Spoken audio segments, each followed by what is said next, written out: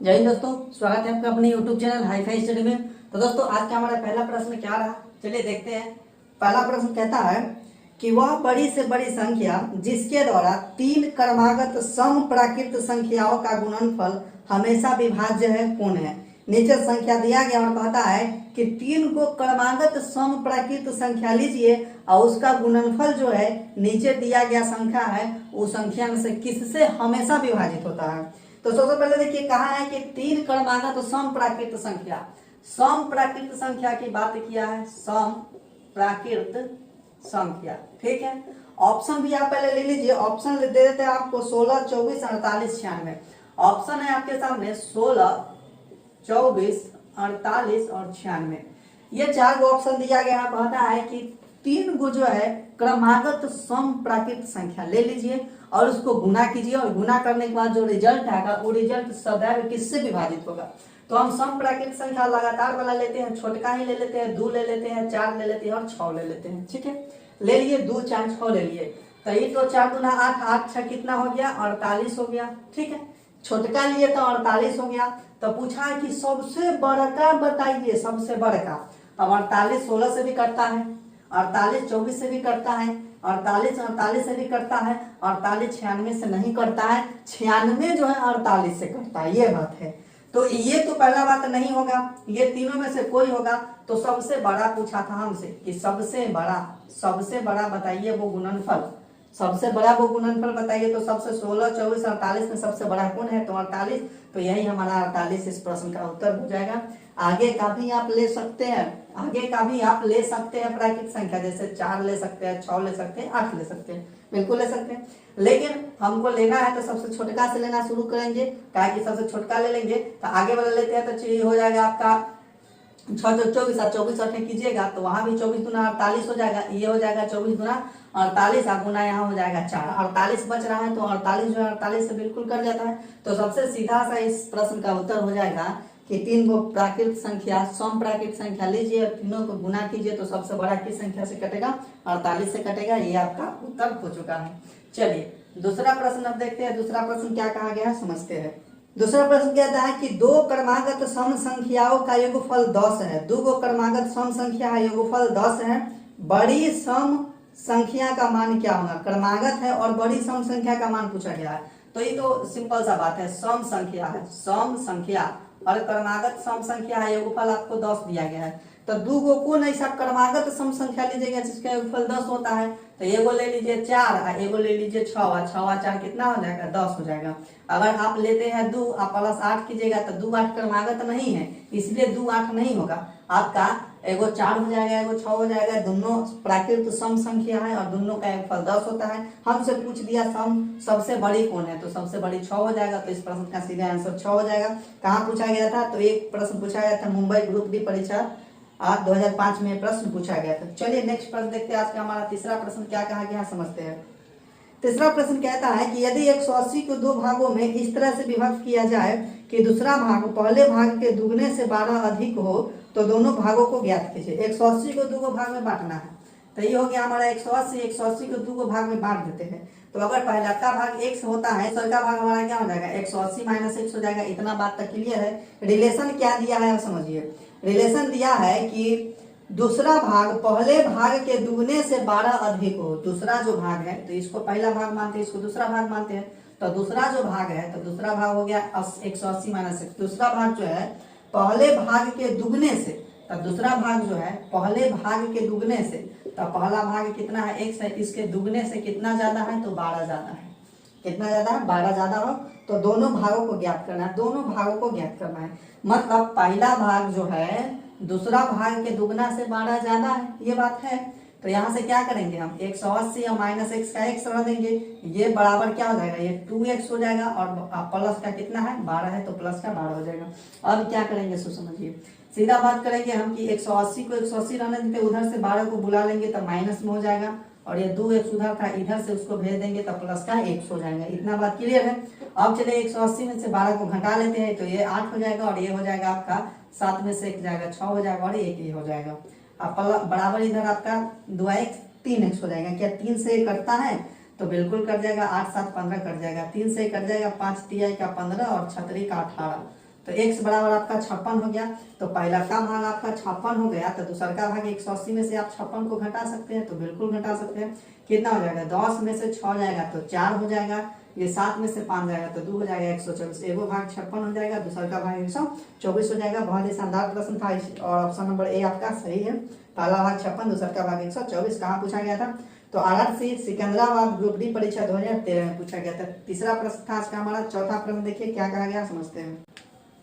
चौथा प्रश्न कहता है कि एक संख्या के 4 गुने से 15 कम 9 है, वह संख्या ज्ञात करना है। एक संख्या के 4 गुने से 15 कम 9 है, तो संख्या हमारा x है, इसका 4 गुना, तो x गुने 4 हो जाएगा। 15 कम करते हैं तो कितना होता है, 9 होता है। यही बात प्रश्न में बोला गया, एक संख्या के 4 गुना से 15 कम 9 है, तो एक संख्या के 4 गुना से 15 कम बराबर 9 हो जाएगा। तो x का वैल्यू निकाल दीजिए यहाँ से, तो ये तो 4x हो जाएगा बराबर 9, प्लस का ये कितना हो जाएगा, 15 हो जाएगा। तो 4x बराबर क्या, 9, 15 9 कितना हो जाएगा, 24 हो जाएगा। ये कट जाएगा आपका 6 बार में, तो x बराबर कितना हो जाएगा, 6। तो संख्या वह पूछा था हमसे, तो बिल्कुल हमसे पूछा हुआ संख्या ज्ञात करना है, तो वह संख्या आपका कितना हो जाएगा, 6 हो जाएगा। कहाँ पूछा गया था, RRB जम्मू ग्रुप डी परीक्षा 2003 में पूछा गया। तो ये हमारा चौथा प्रश्न था आज का। चलिए नेक्स्ट प्रश्न देखते हैं आज का क्या कहा गया है। पांचवा प्रश्न होगा आज का हमारा। पांचवा प्रश्न कहता है, देखिए, किसी संख्या का 1/4 इसकी अगली संख्या के 1/5 से 3 अधिक है, तो वह संख्या निम्न में से कौन हो सकती है। चलिए, तो ये बहुत ही बढ़िया प्रश्न है। प्रश्न में संख्या जो है, हम संख्या को एक से ले लेते हैं। तो पहला में क्या कहा है कि 1/4 संख्या का 1/4, तो 1/4 कहने का मतलब कि 4 से भाग दे लीजिए। और उसके बाद पता अगला संख्या, तो x का अगला संख्या कौन होगा, तो x + 1 होगा, तो अगला संख्या x + 1 हो जाएगा। ठीक है, और इसका 5वां भाग जो है, इसका 5वां भाग ये मतलब 1/5 कहने का मतलब कि 5वां भाग से 3 अधिक है। तो मैथ में अधिक कम का मतलब अंतर होता है, ये अंतरवा कितना है, 3 अधिक है। यही आपको सॉल्व करना है। 4 5 का एलसीएम कितना हो जाएगा, तो 4 5 का एलसीएम आपका 20 हो जाएगा। ये आपका हो जाएगा 5x और माइनस का ये 4 से 4x और प्लस का ये 4 हो जाए। ये माइनस है तो इसको भी माइनस बना देगा, ये कैलकुलेशन ध्यान में रखना है। ठीक है, अब बराबर कितना है, 3 है। चलिए यहाँ चल जाते हैं अब। तो यहाँ से क्या हो जाएगा, ये देखिए 5x का 5x हो जाएगा, 5x ये 5x और माइनस 4x, इसको लिख लेते हैं एक बार और। अब माइनस का 4 और बराबर इधर क्या करेंगे, 20 अब उन्हें 3 डायरेक्ट कर देते हैं, 20 अब उन्हें 3 डायरेक्ट कर देंगे हम। तो 5x में से 4x घटेगा तो एगो x बचेगा और माइनस का 4 बराबर 20 पे कितना हो जाएगा, 60 हो जाएगा। तो x बराबर कितना हो जाएगा, 60 प्लस का 4 मतलब x बराबर हो जाएगा आपका 64। तो प्रश्न बढ़िया था, प्रश्न बढ़िया था। कहाँ पूछा गया है, तो RRC गोरखपुर ग्रुप डी परीक्षा 2014 में पूछा गया था। क्या था, कोई संख्या का चौथा भाग अगली संख्या के 1/5 यानी 5वें भाग से 3 अधिक है। तो संख्या x था, x का चौथा भाग कर दिए, मतलब 1/4 कर दिए। और अगला संख्या क्या हो जाएगा था, पहला संख्या x है तो अगला संख्या x + 1 हो जाएगा।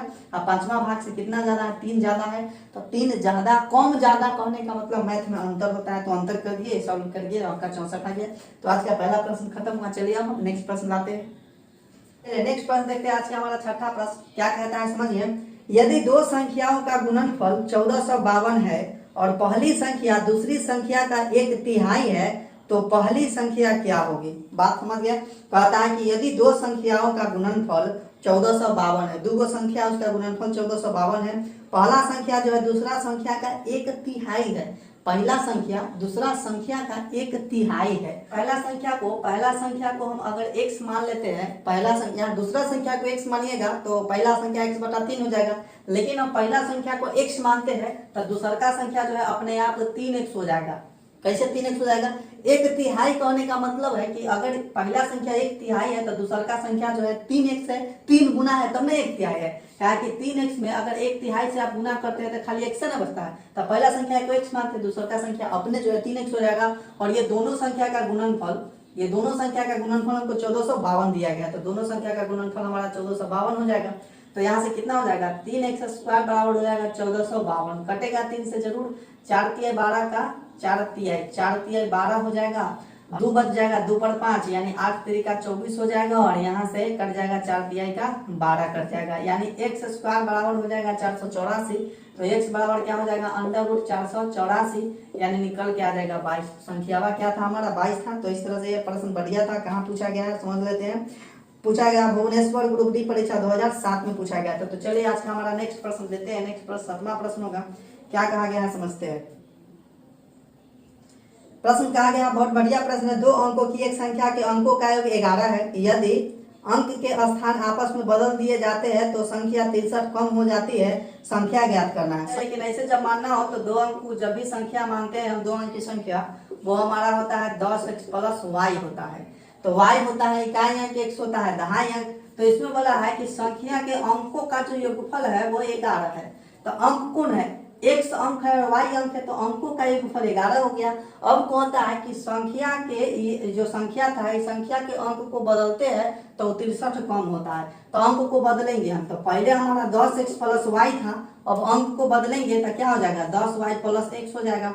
अंक को बदल देने से घट करके कितना रह जाता है? 63 रह जाता है। तो 63 हो गया।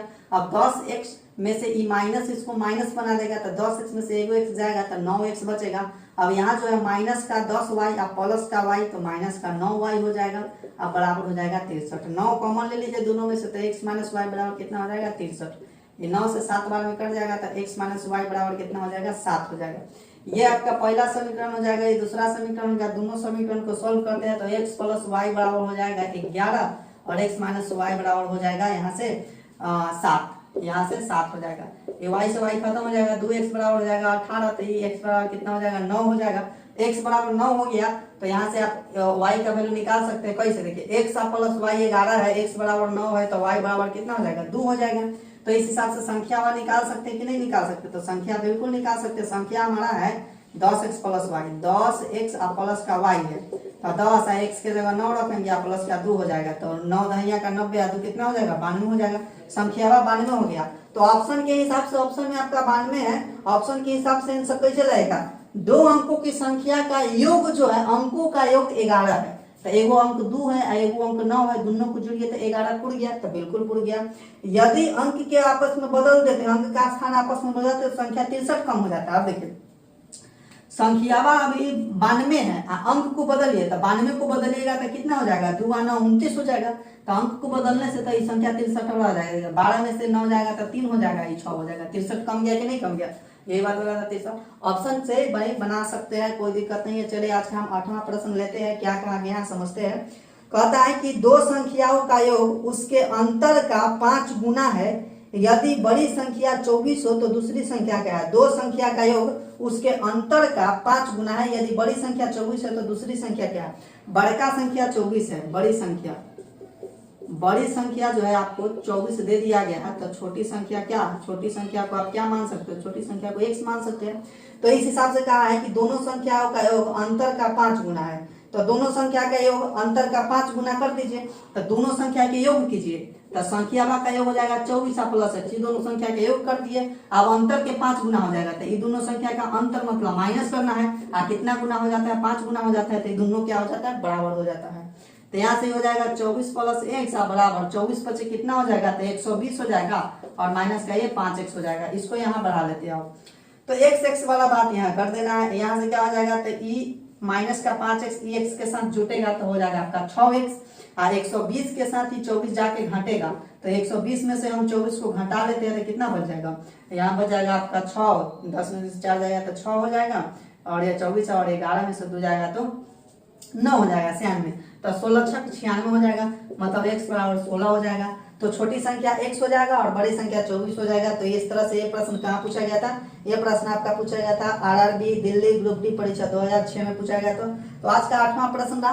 आज तक के लिए 8 प्रश्न को रखते हैं। फिर नेक्स्ट क्लास में जो हम अगले प्रश्न को लेकर के आएंगे, तब तक के लिए जय हिंद।